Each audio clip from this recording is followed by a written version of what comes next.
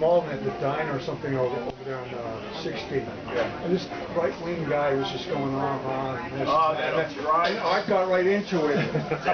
Right, her and John told me, and this guy was saying, you know, it was kind of friendly, but it was kind of heated at the same time. But Art put this guy down. I mean, he shot down all his arguments. He said one after another, Art just nailed them, you know. And it didn't get contentious or anything. It didn't get, you know, he wanted, you know, this guy could not come back to his last breath. He was as smart about politics as any of us are. Yes, I think so. I learned a lot. I mean, he read all the time. As the rabbi said, he read. Never missed an issue of any of the magazines that he got. Was on my case constantly to get more magazines. He's got a stack like that on his I mean, the New Yorker, Remember National Geographic? Rolling Stone. Grown in the ceiling, National Geographic. The only Rolling Stone he never wanted any part of was the one where Sarnoff was on the cover there. He didn't want any part of that one. I don't think anybody did. But we all have good memories. We'll leave with those memories. Glen, are you going to say anything? I was? You're on. Okay. I tell this story, one I told here, because it's just beautiful for me. Taking Art anywhere was like a safari hunt. You never know what was going to happen. So he lost his hat.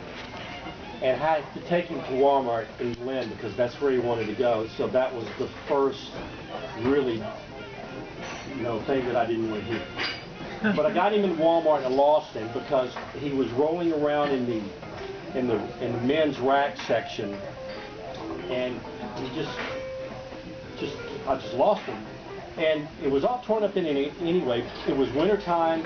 He needed that hat because since he lost the other one, he's waiting at the bus stop or waiting outside to be picked up. He needed that hat. So I'm hunting around, and next thing I know, I'm turning a corner, and he's got the ski mask on, and he's covering his face. And he says, "I love this hat."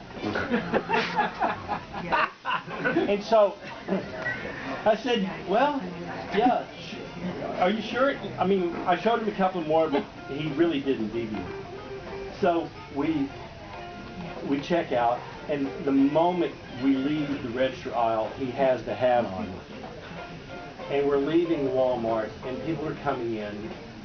And I'm just smiling, and he's rolling along, and people looking, and they kind of look away fairly quickly because they're not sure. If he was walking, they would be scared, obviously. So get him in the car, and I have an SUV, and it closes up really quick, and he loved this. I mean, he loved the fact that we could get in and out of it. So we're in the car, and I have really bad luck, especially on the Linway with lights. And I always get stopped for lights, you know. So there was a series of lights leaving the Linway to get back toward Chelsea.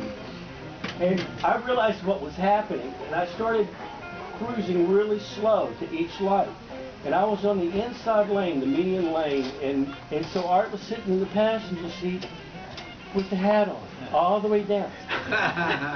And I would coast up to the light, and I could see people out the corner of my eye. They thought you were being kidnapped. And there's this guy with the mask on. And so it happened over and over again. Finally, after 4 or 5 lights, Art said to me, you know, "Do you think I'm scaring people?"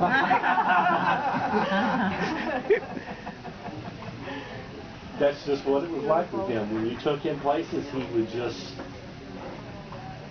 what you were saying, he got away with this. Oh, he got away with anything? He got away with it. Really tricked me off. Yeah. Because I can never get away with it. I'll tell you, we all have lasting impressions. One of the impressions that I'll always keep in my mind, if any of you have ever seen him on one of those little go-kart things on the supermarket, I mean, get out of his way. He's coming down the aisle. No, it's not just that. But backing up. he would do this repetitively.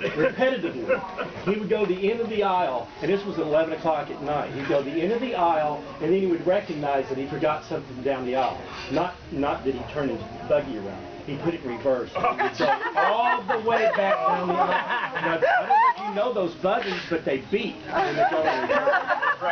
So all the staff starts to wonder what's going on. It's taking him, he's cruising very slow. He's doing this on purpose.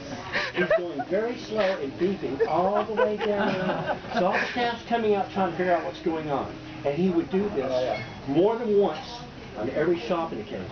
And I would just roll on the floor, just laughing at it. It's one thing when the employees at Market Basket know who you are and you're on a first-name basis with them. When you're on a first-name basis with half the shoppers, that's a whole different ballgame. Here he comes again. I know this guy. He was here last Saturday. Get out of the way. Watch out. Get out of the way. He was on a first name basis at the emergency room. Yes, he was. The guys would say, hey, this is not good. Artie, what are you doing here again? Yeah. No, many times one time in particular I was in there and just They all knew? they all knew him, and I was just, well, alrighty, this is what it is. You know he's relieved from that. Well, thank you all for coming. Thank you. Thank you. Thank you. Yeah. Here's